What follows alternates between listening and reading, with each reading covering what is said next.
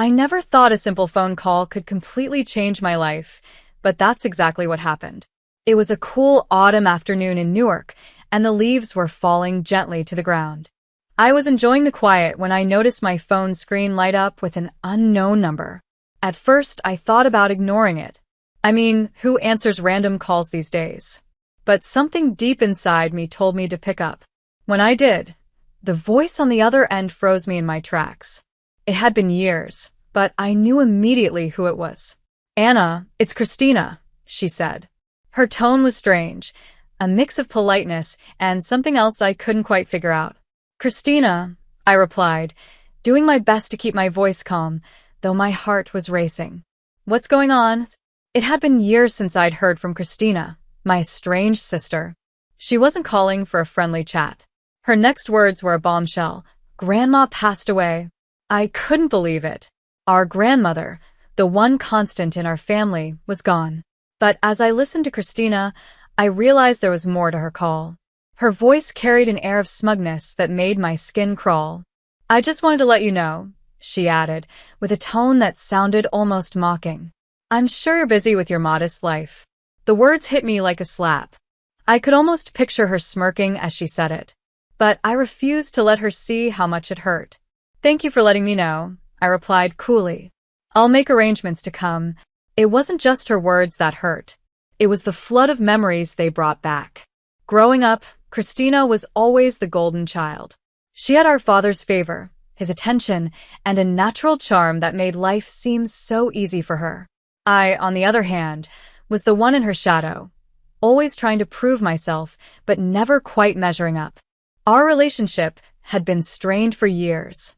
The final blow came when she betrayed me in the worst possible way.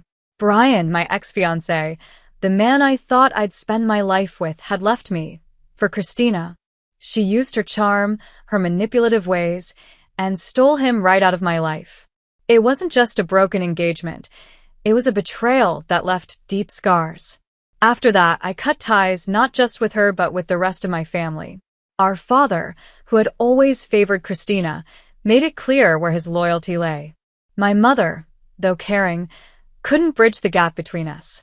So I built my own life far away from the chaos. I married Arthur, a kind and supportive man who works in tech. Together, we built a cozy, love-filled home in the suburbs. Our daughter, Abigail, is the light of our lives. At 5 years old, she's already an artist in the making, sharing her drawings on her popular YouTube channel. While my life may not be flashy, it's rich in love and happiness. But hearing Christina's voice again reminded me of the pain I had worked so hard to leave behind. This phone call wasn't just news about our grandmother. It was the beginning of a storm I wasn't sure I was ready to face. The call from Christina stirred up a storm of emotions I thought I had left behind. The idea of returning to the family home for our grandmother's funeral made my stomach twist. It had been years since I'd been back, and the memories were a bittersweet mix. Grandma had always been the heart of our family, the one person who believed in me no matter what. Her passing felt like the end of something irreplaceable, and now, with Christina's call, it seemed like I was being pulled back into a world I'd worked hard to escape. Over the next few days, I tried to prepare myself for the trip. Packing my bags wasn't the hardest part. It was the emotional baggage I knew I'd be carrying. Seeing Christina again was something I wasn't looking forward to. Her call hadn't just been to inform me of Grandma's death. I couldn't shake the feeling that there was more to it. With Christina, there always was. The day of the funeral arrived, and soon I found myself standing in front of the old family home. It looked exactly as I remembered it, and yet something felt different. The house seemed to hold whispers of the past, of our childhood laughter, arguments, dreams, and disappointments. Stepping inside, I was hit by a wave of emotions. The air was thick with grief, nostalgia, and unspoken tension. The rooms were filled with familiar faces. Some wore expressions of sorrow. Others had a guarded look, as if they had come not just to mourn but to observe, judge, or scheme. As I moved through the crowd, I saw her, Christina. She stood near a group of people, effortlessly commanding their attention. She hadn't changed. Her charm was still magnetic, and her presence reminded me of the old family dynamics I had tried so hard to escape.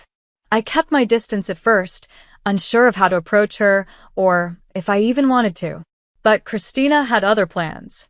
During the ceremony, while people were delivering heartfelt eulogies, she managed to catch me alone. "Anna," she said, smiling in that way she always did, polite but insincere. "It's been a while." I forced a smile. "Yes, it has. How have you been?" "Oh, she said, her voice coated in false sweetness. "Life has been interesting." I could feel the familiar undercurrent in her words, the subtle digs and unspoken rivalry that had never truly disappeared. For a moment, we just stood there, exchanging pleasantries that felt anything but pleasant. It was clear to me then that this wasn't just about saying goodbye to our grandmother. It was about something deeper, about facing the unresolved past. Looking at her, I realized that this reunion wasn't just about mourning.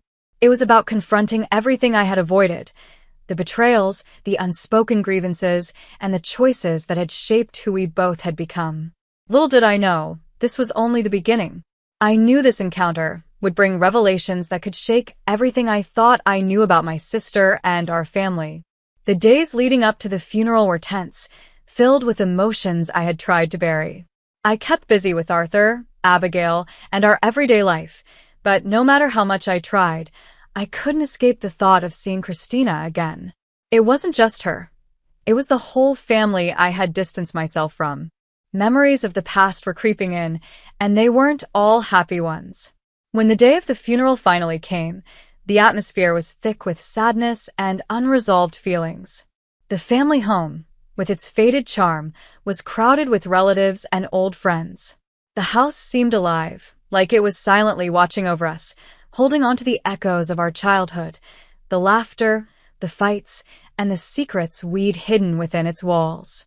As I entered the living room, I felt her presence before I saw her. Christina was there, as poised and confident as ever. Her polished appearance only reminded me of the rivalry that had always existed between us. It wasn't long before she made her way over to me, her smile softer this time, but still edged with something I couldn't quite trust. "I've been meaning to catch up," she said, her voice friendly but with a hint of curiosity. "It's been a while since we talked." I forced a polite smile, trying to keep my emotions in check. "Yes, it has. How have you been?" "Oh, Christina said with a dismissive wave of her hand. "Busy but good. I'm sure you've heard from the family how things have been for me." I nodded, though I wasn't entirely sure what she was referring to. The last I had heard, Christina was living a glamorous life in Jacksonville, full of success and luxury. At least, that's how the stories went. But I knew better than to believe everything I heard. With Christina, there was always more beneath the surface. During the wake, she made sure everyone knew about her so-called perfect life. She talked endlessly about Jacksonville, her upscale lifestyle, and her achievements. It was clear she was trying to impress, to prove her life was better than mine. I watched her with a mix of irritation and curiosity. Behind her confident facade, I could sense the same lies and manipulations that had defined her for years. She even brought up Brian Adams, my former fiancé, and now her ex-husband. Her casual mentions of him, her attempts to appear unaffected by their failed marriage, felt like she was reopening an old wound. Brian had once been my everything. We had plans, dreams, and a future until Christina, with her charm and cunning, took him away. The betrayal broke me, leaving scars that I thought had healed. Seeing her now, so nonchalant and proud, was a painful reminder of all I had lost. It wasn't just about Brian. It was about all the hurt she had caused. This encounter wasn't just about the funeral. It was forcing me to confront a past I had tried so hard to leave behind. I decided it was time to confront Christina about the past. I had carried the weight of her betrayal for far too long, and I hoped that talking to her might bring me some closure. As the crowd at the funeral began to thin out, I spotted her standing near the living room window. Summoning my courage, I approached her. "Christina, can we talk?" I asked, doing my best to keep my voice calm. She turned to me, her expression unreadable at first, but her eyes narrowed slightly. Of course. What's on your mind? I took a deep breath, trying to steady my emotions. I need to understand, I began. Why did you have to take Brian from me? What made you think it was okay to destroy what we had? For a moment, Christina's cheerful mask dropped, replaced by a colder, more calculating look. Anna, it's not about taking anything, she replied, her tone sharp. Brian and I had our own connection. You just didn't see it. Her words stung, but I wasn't going to back down. You manipulated him, I said, my voice rising with emotion. You knew how much I loved him. You knew what he meant to me. She shrugged, her indifference infuriating. Brian made his own choices. You can't blame me for that. Life doesn't wait for anyone, Anna. You need to move on. Her dismissive attitude only made my anger grow. You never understood, did you? I said, my voice trembling. It wasn't just about Brian. It was about everything. You always seemed to have everything handed to you while I was left struggling to prove myself. Her expression hardened, and her voice turned icy. Don't blame me for your shortcomings, she shot back. We all have our battles. Maybe if you had been more assertive, things would have turned out differently. Her words felt like knives, cutting into wounds I thought had healed. I wanted to lash out, to yell, but I forced myself to take a deep breath. This isn't just about Brian, I said quietly. It's about our family. It's about the way everything always seemed to work in your favor, while I was left behind. Before she could respond, a group of distant relatives approached, pulling us apart. The confrontation ended abruptly, leaving everything unresolved. I stepped away, my emotions swirling, and spent the rest of the evening in a daze. Faces blurred together as people offered their condolences, but my thoughts were stuck on Christina and the painful memories she had stirred up. The next day, as the funeral came to a close, I felt a mix of relief and unease. The family dynamics were as complicated as ever, and I couldn't shake the feeling that there was more beneath the surface. Christina's perfect life was starting to show cracks, and I was determined to uncover the truth. I left the funeral with a heavy heart, but a newfound resolve. The confrontation had opened old wounds, but it had also set the stage for deeper revelations. I knew the road ahead wouldn't be easy, but I was ready to face it. The days that followed were quiet, yet unsettling, as I prepared myself for what was to come. I kept replaying my confrontation with Christina in my mind, trying to make sense of it all. No matter how hard I tried, I couldn't shake the feeling that our family's issues were still deeply rooted and unresolved. My mother's apology, though kind, didn't fix the years of distance and pain. It felt more like a bandage on a wound that needed more than just words to heal. During this chaotic time, Arthur and Abigail became my safe haven. Arthur, with his calm and steady presence, never pressured me to talk about what was troubling me. Instead, he simply stayed by my side, offering quiet support. Abigail, with her youthful energy and curiosity, was my light in the darkness. She poured her heart into her YouTube channel, sharing her artwork with the world. Her joy and excitement were contagious and gave me something positive to focus on. But the calm didn't last long. Christina, ever dramatic, took to social media in an attempt to belittle me. Her posts were filled with sarcasm, painting herself as wildly successful while making veiled jabs about my ordinary life. It was frustrating to see her try to make herself look better at my expense, and it hurt to know she was doing this so publicly. That's when Abigail's YouTube channel became an unexpected tool in this battle. One evening, after seeing a particularly cruel post from Christina, I had an idea. Abigail and I decided to make a video, not to directly confront Christina, but to show the happiness and love in our lives. We created a heartfelt video featuring Abigail's art and moments from our family life. While it seemed innocent on the surface, we included subtle references to Christina's lies. It was our way of standing up for ourselves without stooping to her level. The video took off quickly. Viewers flooded the comments, praising Abigail's talent and the warmth of our family. It didn't take long for people to connect the dots, and the tide began to turn. Christina's carefully crafted image started to crack.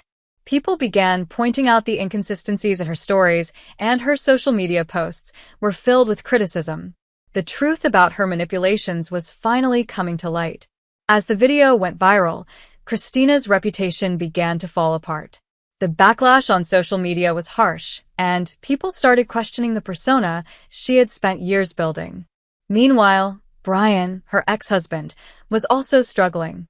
The public attention surrounding their failed marriage and his involvement in this drama affected his professional life. He made a critical mistake at work, which led to him losing his job as a software engineer. The pressure of his personal and professional failures pushed him into a downward spiral. For Christina, the strain became too much to handle. Her perfect facade was crumbling, and with it, her sense of control. The fallout from this battle was far from over, and it was clear that the choices we made now would shape the future for everyone involved. Christina filed for divorce, cutting her final ties with Brian. Their son, Gabriel, became an innocent victim of their turmoil. With Christina's unstable situation, Gabriel was placed in a care facility, a far cry from the privileged life Christina had once proudly shown off. The cracks in the family's dynamics grew wider, forcing everyone to face the consequences of past actions. Amidst the upheaval, my mother approached me. She had always been more sympathetic toward Christina, but now she stood before me with tears in her eyes and an apology on her lips. "I'm sorry, Anna," she said, her voice trembling. "For everything. We should have treated you better. I see now how much pain we caused." Her words, though genuine, didn't erase the years of hurt. Still, I appreciated her honesty. It was a step forward, but healing would take time. I decided to keep our relationship polite but distant, focusing instead on what truly mattered, my own family's happiness and peace. With all the drama swirling around us, Arthur and I decided we needed a break. We planned a trip to an amusement park for Abigail, a day to escape the chaos and reconnect as a family. It turned out to be exactly what we needed. Abigail's laughter filled the air as she raced from ride to ride, her joy infectious.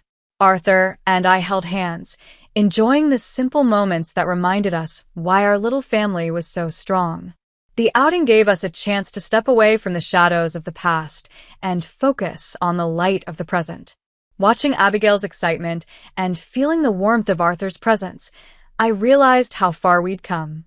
This was our life, a life built on love, trust, and support. It wasn't perfect, but it was ours, and that was enough. As the weeks passed after our trip, a sense of calm began to settle over us. The chaos that had once shaken my world was fading, and I could feel a new balance taking hold. Christina's downfall was harsh, but inevitable. Her constant need to prove herself, her envy, and her manipulative actions had finally caught up with her.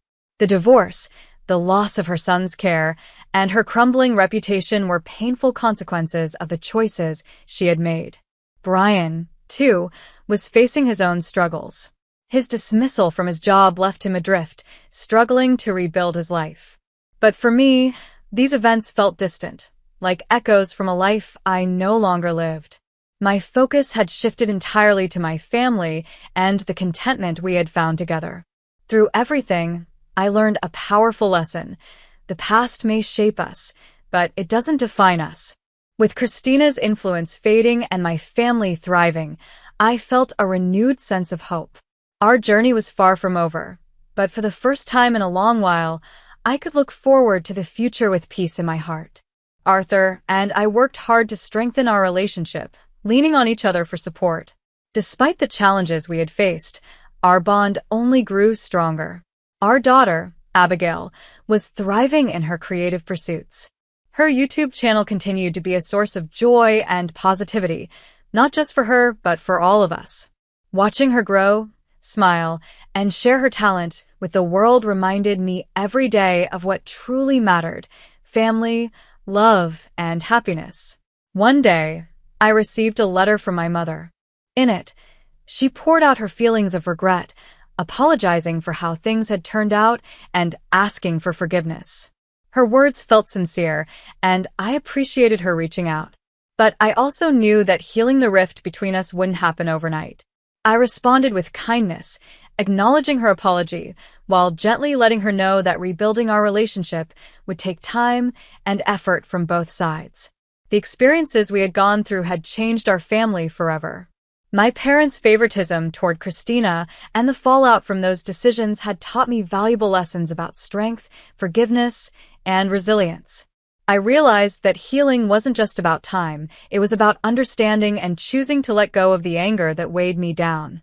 In those quiet moments of reflection, I found clarity. The pain of the past had brought Arthur, Abigail, and me closer together. Our little family had grown stronger, and our appreciation for each other had deepened. Whether it was sharing a laugh during dinner or enjoying a quiet evening together, the small, simple moments became our foundation for happiness. As summer gave way to the crisp days of fall, I felt inspired to create something meaningful.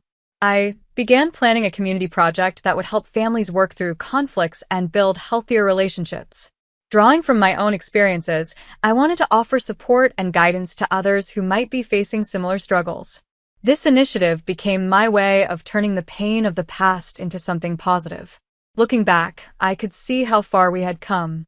The tense moments at Grandma's funeral, the shocking revelations, and even the battles on social media had all been part of a journey that shaped who I was. Christina's story served as a cautionary tale, but it also highlighted my own strength and determination to move forward with love and purpose. As I closed that chapter of my life, I felt a deep sense of peace. The road had been hard, but it had also been eye-opening. The future, once clouded by uncertainty, now felt full of hope and promise. With Arthur by my side, Abigail's laughter lighting up our days, and my community project taking shape, I knew we were building something beautiful. No matter what challenges lay ahead, I was confident in one thing: the strength and unity of our family would see us through anything. The love we shared was our greatest gift, and it would guide us as we embraced the future together.